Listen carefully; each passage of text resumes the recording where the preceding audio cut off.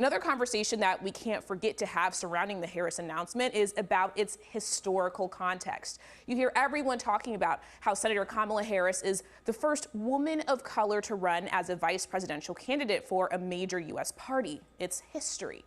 But history, like this, it doesn't happen overnight or all of a sudden, something Harris herself recognized in her first appearance as Biden's pick. And Joe, I'm so proud to stand with you. And I do so mindful of all the heroic and ambitious women before me, whose sacrifice, determination, and resilience makes my presence here today even possible. So I can't think of a better way that social media displayed that thought than with posts like this one, the side-by-side right here, with captions like, "There's no Kamala without Shirley." In case you don't know, meet Shirley Chisholm, that is.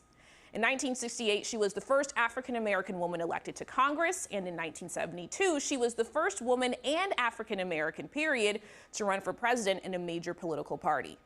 And if you don't know her that way, you've probably seen one of her most Instagrammable quotes. You may have even used it. "If they don't give you a seat at the table, just bring up a folding chair. You sit at that table." That was her.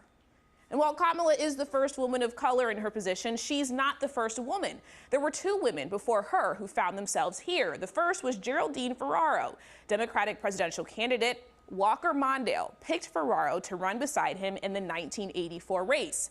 In Time magazine's cover story on her, it was reported Mondale picked her up to liven up the ticket. Back then, the magazine said she could woo women in addition to the ethnic and urban vote.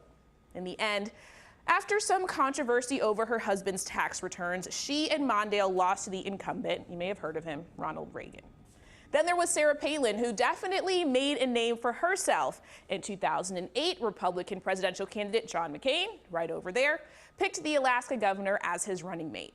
During her official nomination at the Republican Party's convention, Palin famously told supporters she was just your average hockey mom, but warned, "The only difference between a hockey mom and a pit bull is lipstick, so be careful."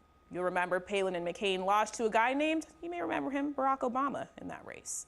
And on the night of Harris's VP announcement this past Tuesday, Palin posted some advice for the senator on her Instagram, telling the senator to climb upon Geraldine Ferraro's and my shoulders, and from the most amazing view in your life, consider lessons we learned. So she had 6 lessons, including trust no one knew, and don't forget the women who came before you.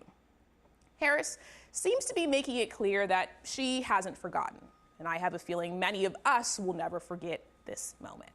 We're going to take a quick break, but we have a lot more news to come when we come back.